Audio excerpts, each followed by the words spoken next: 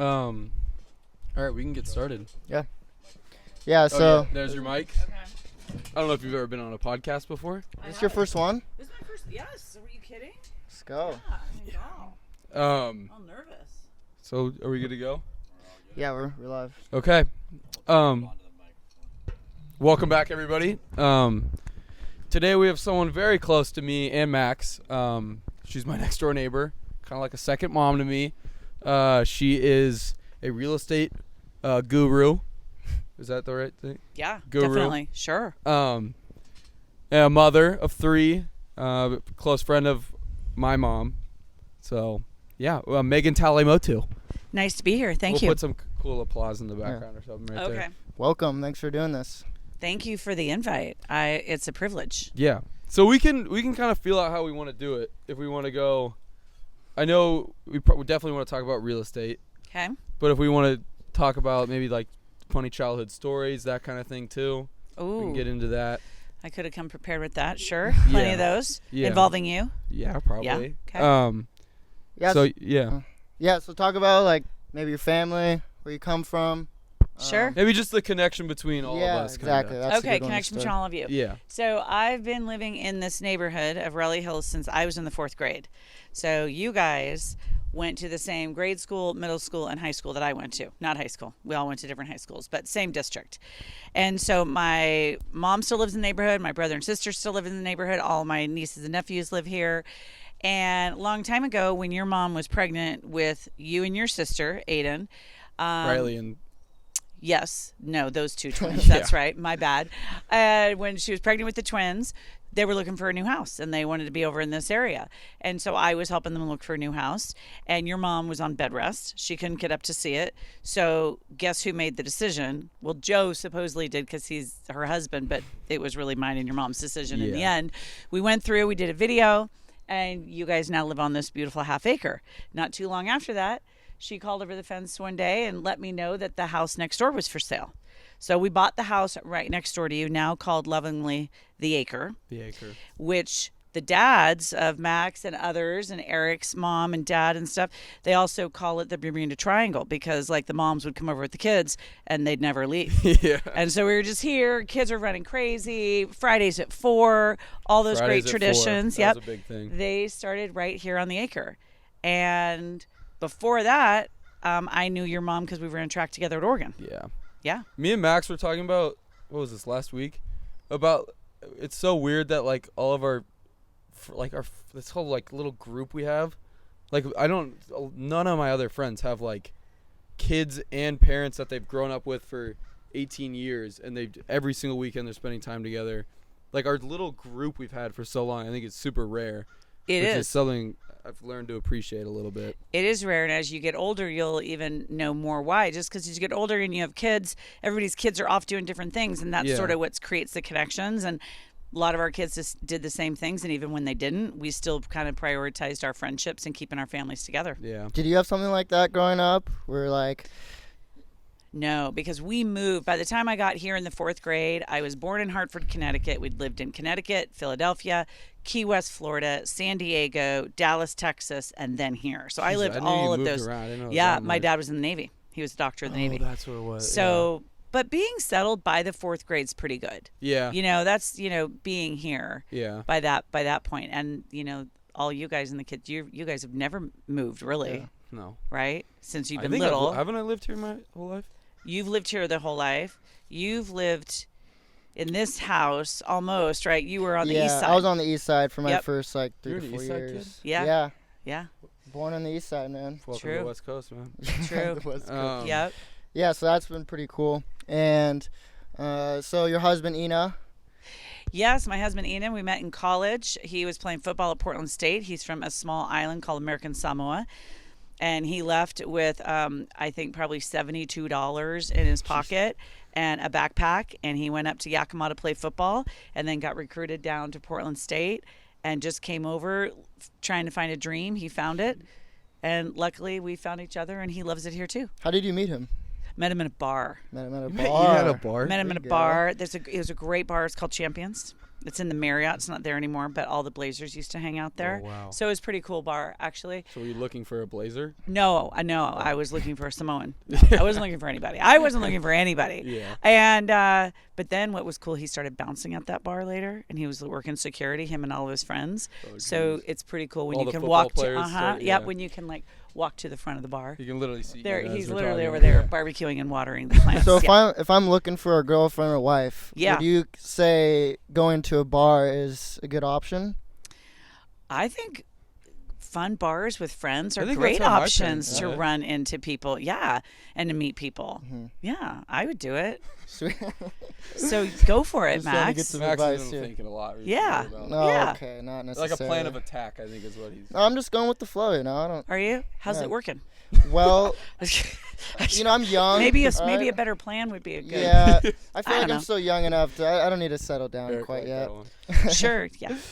So What is it like, kind of being integrated into the Samoan culture? I bet that's pretty crazy. Like, and like Yeah. you not, being used to that at all, or even knowing much about it going in. That's very true. And, Ina's one of 13 kids, and he's one of the youngest. And so his family, it felt like two separate families, right? Because the older kids are, moved out and stuff like that. And his parents had already passed when we met. So he didn't really have much family back in Samoa when we met. So we didn't go back home for a long time. He was settled here and everything like that. But on our wedding, when we got married, 28 years ago or so, that started the first of many family reunions. And we did this huge family reunion, and I met all the brothers and the sisters, and most everybody in the family was married to another Samoan. So I was, sort of coming in as myself, this Irish woman, and they were welcoming. They were amazing. I call them my sisters. I feel really blessed. We don't see each other that much anymore, but the families. We just got done with a family reunion up in Washington, and it was awesome. So it's an amazing culture. you used to do that reunion at your house. Is that what you're talking? Yes. And I remember that it would just be insane. It's insane. I'd come over and I'm not like, I swear 100 people would Yeah. be at this house. It feels powerful and like kind of connected. Like even being at Kuna's wedding, you could just get a taste of like what it's like Yeah. being in that kind of culture. So I think that was pretty cool. It's kind of cool, and the traditions that go along with Yeah, it. You it's guys like- got to see some of the Is it- traditions is at it the a wedding. lot? They're a lot more passionate about like their hair. Like I'm Irish. Like I don't Uh-huh. really do anything. But Yeah. Yeah. yeah, no, it is cool. The wedding, which I want to talk about a little bit. Yeah. What did you Um, guys think? Oh my, First one. so that was it's my an honor first to be wedding, there. and it was a blast. Yeah. Yeah, I'm It was happy so for much fun. Kuna and Katie. It's Oh, pretty I cool. know. Me too. How are they doing? They're great. I just showed them a house today. When we Yeah. segue into that, I'll let you know how they're doing Yeah. there. But they went to Tulum for their honeymoon. They had a fantastic time. Is that Mexico? Uh-huh. Oh, yeah. Yeah, Okay. on the Caribbean coast, I think. And they're great. They're super excited, and it went over without a hitch, and no one was sick. We didn't have to cancel anything, so felt really lucky. Yeah, Yeah. that's pretty Yeah, perfect. That was a great setting too. It's pretty, huh? Yeah, really Yeah. pretty. So so basically, before we get into, I guess, real estate, because we kind of want to learn about that, Aiden and I aren't too educated about it, but we're looking to kind of settle down together in the future. So if we're looking for a house, what would you suggest to us? Well, you two together settling down in a house, I think is Yeah. awesome. I think that's great. 2-bedroom. A 2-bedroom? Okay, 2-bedroom. Not one. Yeah, because you need an office. And then, yeah. And so, first and foremost, here's a question for you. How much money do you think it takes, if you had to guess, to get into a house for a first-time buyer? Like, let's say you were going to buy a house that was $500,000. Like how In much you Oregon? need to have? How much do you need to have? You get a loan from the bank, but, Like there's... a down payment? Yeah, down payment, Like 50,000 closing maybe for costs. I was down gonna say payment? a lot more. I was gonna say like 300,000. Yeah, yeah. And that is a little bit of what a lot of, first-time buyers think before they get educated in the program and everything, is that it really doesn't take that much money to buy the house. You have to get approved for the loan. But if you only wanted to put down maybe 5%, a down payment, and that's what you give to the bank to kind of say, okay, I'm putting some skin in the game too, right? Yeah. Here's my portion. You give that to the bank, and the bank loans you the rest of the money. And then you pay that off every month, right? And you pay little by little. To the bank. To the bank. Yeah. And they charge you an interest rate for that. And I don't know if you've been hearing on the news or anything how interest rates are getting higher. The interest that you pay to the bank is generally more, especially those first 10 years, than the money that you are borrowing from them. So you're paying a lot of interest, right? Yeah. But when are you going to save up $500,000 to buy a house? So you got to get in. You hope to get a low interest rate. Interest rates now, you'd maybe paying 5% on the money you borrow. When my parents bought a house, they were paying 17% on the money they borrowed. When my sister bought all three of her homes, she was paying 8% on the money they borrow. So it's going down. It's way down. But what's funny is that they were down to like 2% and 3%. So you see them go up a little bit, and everybody's like, oh my gosh, interest rates are so high. Interest rates are so high. They're not that high, and historically, investing in real estate has always paid off for most people. As so does long that as you mean stay in it? It's like one of the better times to buy right now compared to? It's a good time to buy right now. I'll tell you what was happening like 6 months ago. It was a very hard time to buy for buyers because That's what I heard. there was nothing on the market. Yeah. Like Hyung and Katie, we were kind of looking for houses before the wedding. They couldn't get in because you know what? They'd get beat out by people that had cash. They didn't need a loan from the bank. And that's a better buyer to a seller. They got beat out by people paying $100,000 over asking, and they couldn't afford that. Mm-hmm. So first-time buyers were having a heck of a time. Right now, it's adjusting a little bit. There's more homes coming on the market.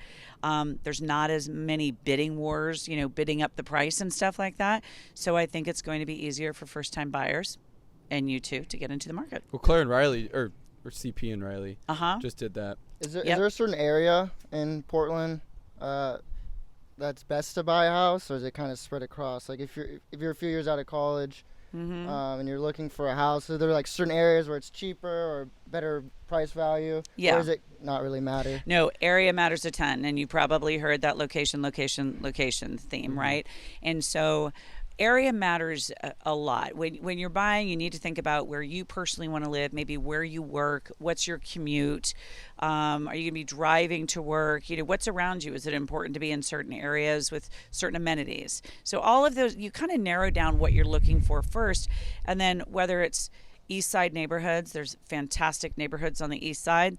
Beaverton out by Nike and Intel and Hillsboro, those are still great areas. You're going to be a little bit more affordable, maybe in deeper Hillsboro and that sort of thing, but outstanding areas because of all of the companies out there as well. Generally, the rule of thumb is close into this, like we're pretty close in here in Southwest Portland, right? You can drive 10 minutes and be downtown. To the city? Yeah, okay. Yeah. I think we should talk about, go back and talk about how you got to the point you're at in real estate right now. Yeah. So you went to Oregon. I did. Did you get is it a real estate degree? Where did you get your degree in? I don't think Oregon has. Is that not a? No, they don't have a real estate program there. At least they didn't when I was there. Portland State has a very good real estate program, though. I'll say. That's what I just heard. Yeah, and I received my degree in psychology with a coaching minor, and generally, just like what you guys are probably experiencing now, generic degrees, whatever they are, you get your degree and you move on. I didn't know when I was in college what I was going to do. I didn't know, and it wasn't until I worked in a few different fields. Different industries early on, and then when I got pregnant with Kyunga, with my first child, and then I thought I was going back to work, and then honestly I wasn't prepared to go back to work. I didn't want to leave him yet, so I did some caretaking and stuff like that to try to make some money while I got my real estate degree. And then your real estate license, not a degree. You get your real estate license by going through a course of hours of about 300 hours of education. Online? Yes. Now, when I did it, it was in person. It was, okay. Yeah, and it's been online, not because of COVID. It's online now.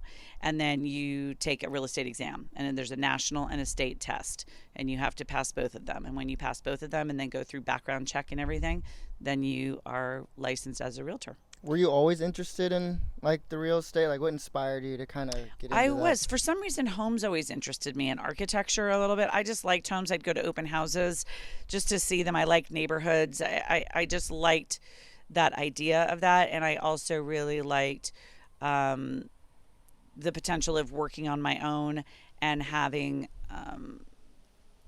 unlimited potential income if I did it right. So yeah, if you play it right, then it works. Yeah, because in most cases you're an independent contractor. You're not an employee when you're working real estate, and you are paid 100% on commissions usually.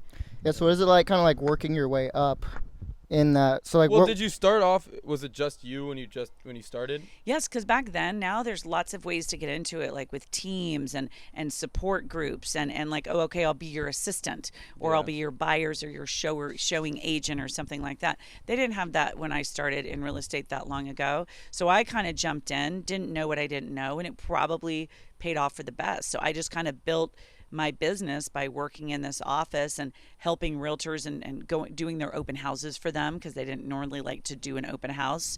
And I'd sit there and meet buyers and then try to build my business on that. So then it's Crandall, right?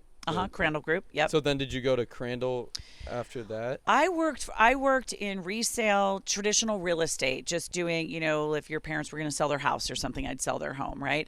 And then I did start getting in with builders, and I started working in new construction on-site sales. It'd be a builder that has 50 lots, and they're going to build homes, and they want somebody in a model there to sell those homes for them. So I started kind of fine-tuning my business to be more new construction related. And then I did a condo project downtown, and then I went and worked for a builder, Arbor Custom Homes. They were the biggest builder in Northwest Portland, and I started selling for them. And then shortly thereafter, they asked me to be their director of sales and marketing, and that was a great promotion for me. And it was a very, very busy industry and a very busy company to work for. But it was a great way to get in with new construction. Yeah.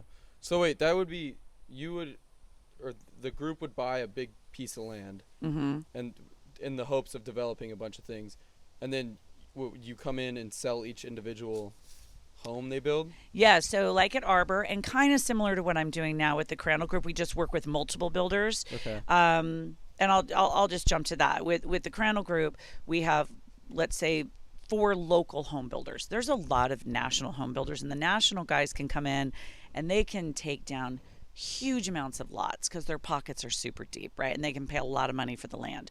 The local guys can't take down hundreds of lots at one time and then develop them with roads and the infrastructure, all the underground utilities and everything. That costs so much money to do it. So they work on a smaller scale. So Mark Crandall, who's been doing land for a very long time and is very successful, all of these local guys, they've been friends of his for like 25 years.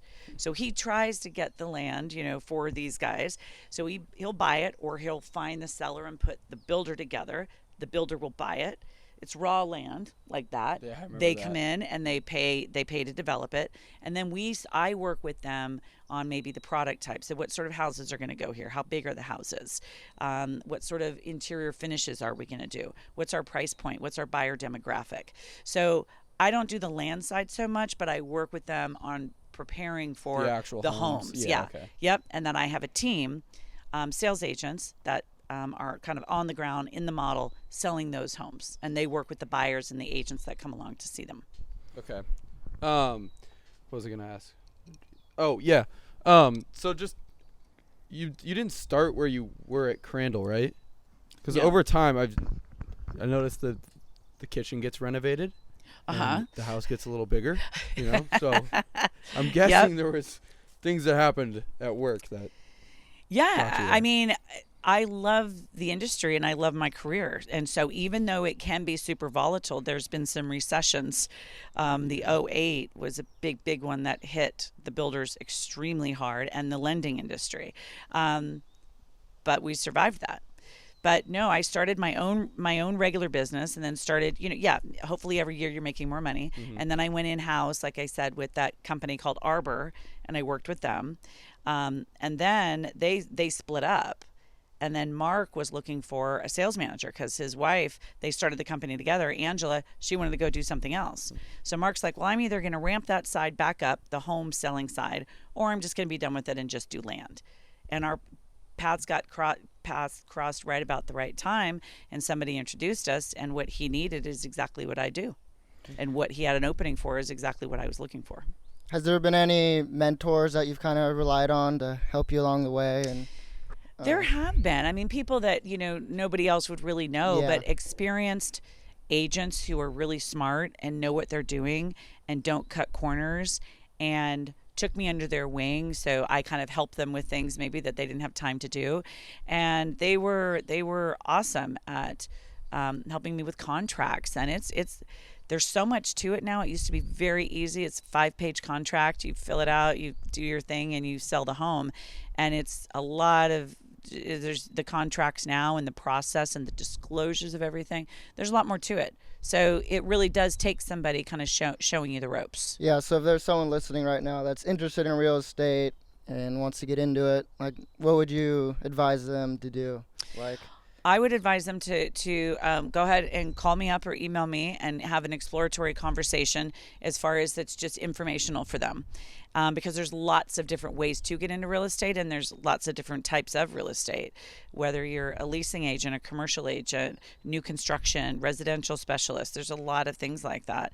And there are some, I think, very good possibilities, ways to get in with certain companies and teams that I didn't really have access to when I started, and makes the trajectory of your career much faster. Mm-hmm. And so I would say do informational interviews, look into getting your license, because that's something that those hours you can just start doing regardless. It's not super expensive to do, and start investing in that.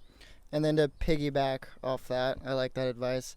If someone's looking out of college or just in general to buy a house, maybe someone with lower income, someone who's just trying to get into, a career. I do think that is something that, especially like, I mean, I don't, and I know like a lot of my friends probably don't. And you touched on it earlier, but I do think like a lot of young kids don't have any idea, like the first step or even like that. I mean, just the whole process of it. Yeah. So, I mean, if you want to talk about. Yeah, sure. And the thing is when the first thing that any buyer needs to do, you go to your bank or a loan officer with the bank, and you say to them, this is my job, this is how much money I make, I want to know what sort of home I could buy, how much would I qualify for to buy a home. So you need to have 2 years on the job is general. You need to have a decent credit report.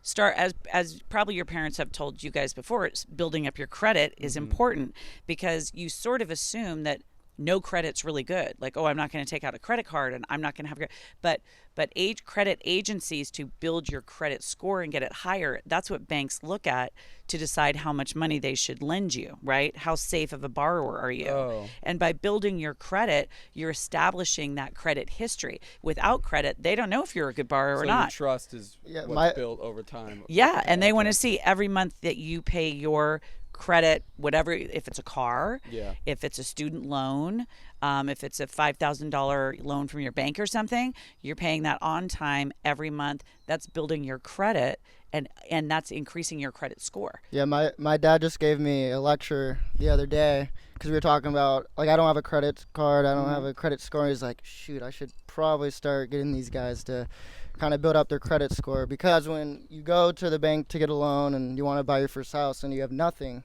well, they're going to look at that and be like, all right, you're not qualified. Right. So if you have nothing, like, my credit score would be 0 right now, wouldn't it? Right, probably. Does that affect, like, if you had nothing going in and you're trying to buy a house, would you be able to even make it happen? Yeah, you could still do it. It's going to depend on other factors then. What they'll say is, okay, you don't have a credit score, but you've had a job for 3 years and you're making good money, right? Or you've also, we still think you're a little risky because we don't know for sure you're going to pay us back yet on this credit score. So we're going to do it, but we're going to give you a higher interest rate. So if there's a risky buyer, when I was talking about the interest rate, at 5%, let's say it's that, and they're like, oh, well, you don't have this, you don't have this, so we'll qualify you, but your rate might be 6.5%, or we want more down payment. So they're going to look at it and where you fall into their risk factors. Yeah. And some lenders might say no, and others might say yes, because they have certain regulations and rules that they kind of go by, but a credit union has different leverage and things like that they can use for you than, say, U.S. Bank maybe. So just because you get turned down once, learn why you're being turned down and try to fix it. Maybe it's like, you need your credit, or you need to be on the job 2 years. And then knowing that is huge, because first-time buyers, they'll go out there, just start looking at homes, and then they want to make an offer, and they're not in a position to make an offer or get it accepted So you yet. need to know what you have Yeah. before you go in. Yeah, and you got to get qualified with your lender. So you've been teaching your kids that at a young age, like Kuna and Katie going in to buy a house, you know? Yeah, I'm the same as your dad. I wish I was like looking back on it, sitting here talking. It's like there's so many things I wish I probably would have done Yeah. differently with the kids. But they're managing extremely. Yeah, Katie and Kyunga are they're pre-approved with the lender. Dang. Yep, they're all set, and they're being conservative. Like they may be able to qualify for this, but they want to buy here, lower than what they're qualified for because they don't want to be so tied to just their mortgage payment. They want to be able to go on trips and it still probably travel. won't be their forever house. Yeah. Right. Yeah. Yeah, and it won't be their forever house. Yeah. Exactly right. It's their starter house. So you Yeah, might- that's awesome. I love learning about that. Yeah. So maybe getting into like the kids, kind of as we mentioned, we all grew up together. Where has that been as like a mom, kind of having your kids grow up around all of us? I'm sure there's a lot of stories. Yeah. Has it just been a good experience for you guys? I'm sure to have that, kind of community and of friends and. It has. Your mom is one of my best friends. All three of y'all's your moms. Yeah. We run together. We drink together. We hang out together. We shop together. We vacation together. They're coming over tonight. There's a barbecue. A Yep. lot you of guys. wine My mom nights is? in that back patio. Yeah. Huh? Yep. And so so it's amazing because the support group for it is phenomenal, and women being around other strong women and girlfriends like that, because husbands are great and boys are great, but you really need your girlfriend sometime. It's crazy. Like, especially you and my mom. Like, there's so many like similarities. Like, especially with like the work stuff. Well, not only the work stuff. Yeah. But just even like the personality and like it is like having like a second mom right next door, which is just something I've. Brothers and sisters. It takes and a bros. village to funny. raise y'all. Yeah. It takes a village Civic to raise City. you all. That's all Pacific time. City, Oh, the yeah. sand That's what you dunes. call tradition right there. Yeah. That's- Well, I mean, and highlight like of we my had life. we have a hole in the fence. I mean, and probably the most stories that we would have would be about Lola and Aiden, because Lola is my youngest and she is 1 year younger than you guys, right? And since they've been little, they have been running around this acre and like best of buds since they were small. And the funniest thing is, like, as they're each getting older, they would still always invite each other to each other's birthday party. But I thought Aiden of would that be the the other only day. boy at Lola's party, and Lola would be the only girl at Aiden's party. There's no And other guy or girlfriends. right, At that age, and yeah. you would always be so worried about Lola, like, oh, okay, we're this and that, and Lola would be the same thing. Well, we can't do that, Mommy. It's too girly. Aiden won't like it. They were just they were the best. So Like, I had a basketball 2-on-2 Oh, yeah. tournament, and I was like, okay, I'll have Lola come because she can be on my team, and it'll be me and Lola versus everybody. And I think it ended you up guys working. won. We did win. she saved it. She saved the game. Yeah. She saved the game. No, I'm No. kidding. Remember, you had a fever. You were so sick, and she sat down on the couch, and she's like, Aiden, listen, I know you're not feeling well, but I feel as though if you get out there, I think we can do this. Ask your mom or your dad. They'll say the heard same thing. And you went out there, and and Joe, I don't know, the ump might have been, or the ref Yeah. might have been a little skewed because he was probably rooting for you. And Yeah, Lowell, he probably so, was. yeah. But yes, raising a family with a bunch of kids and your best friends by your side, there's nothing better. Yeah, it's been great. I don't know if there's anything else you want to add. I don't know. Do you have anything you want to add? Yeah, is there anyone? I think there's a lot of like college kids watching right now. I don't know if you have any advice for them. I know it's kind of a broad question, but No, but when it comes to, I mean, your dad is such a good resource for things like that, for financial things, but investing in real estate is such a great thing to plan for and to strive for. And some very good advice by a very wealthy developer that also grew up in the neighborhood here. And he, right when he got out of college, he found a way to buy his first home.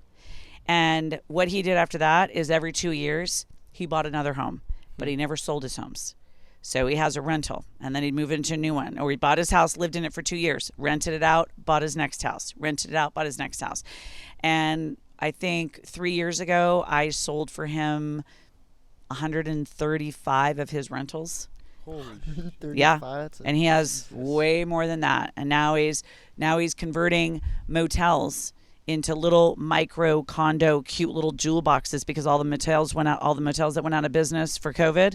He flew all over the Pacific Northwest and other states and bought up those hotels and turned them into little condos. Wow. So think creatively and invest in real estate.